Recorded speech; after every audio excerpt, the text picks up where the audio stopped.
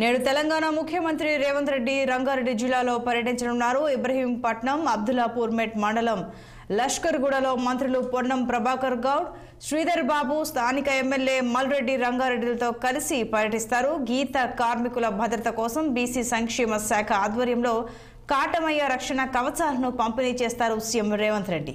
మొత్తం 60 మంది గీత కార్మికులకు రక్షణ కవచాలను అందజేయనున్నారు. మరింత సమాచారం మా పొలిటికల్ బ్యూరో చీఫ్ రామ్ అందిస్తారు. రామ్, చెప్పండి.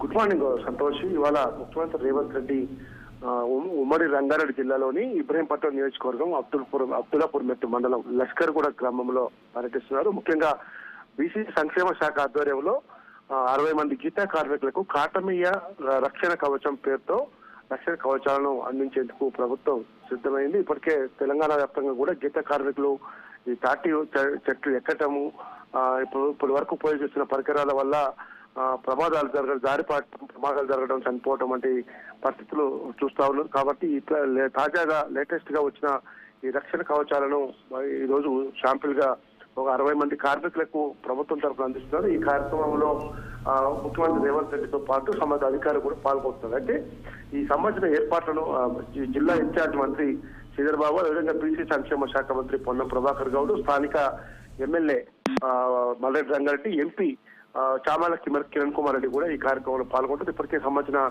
ఏర్పాట్లను నిన్న స్థానిక ఎమ్మెల్యే మల్రెడ్డి రంగారెడ్డితో పాటు మంత్రి పొన్నం ప్రభాకర్, అదేవిధంగా జిల్లా కలెక్టర్, అదేవిధంగా జిల్లా ఎస్పీ, పోలీసు అధికారులు కూడా ఈ ఏర్పాట్లను పరిశీలించడం జరిగింది. 60 మంది గీతా కార్మికులకు రక్షణ కవచాలను అందజేసే అనంతరం తన ముఖ్యమంత్రి రేవంత్ రెడ్డి ప్రసంగం ఉంటుంది. ఆ తర్వాత గీతా కార్మికులతో కలిసి సహపంక్తి భోజనంలో కూడా ముఖ్యమంత్రి పాల్గొంటాడు. Santosh. Right Ram, thank you.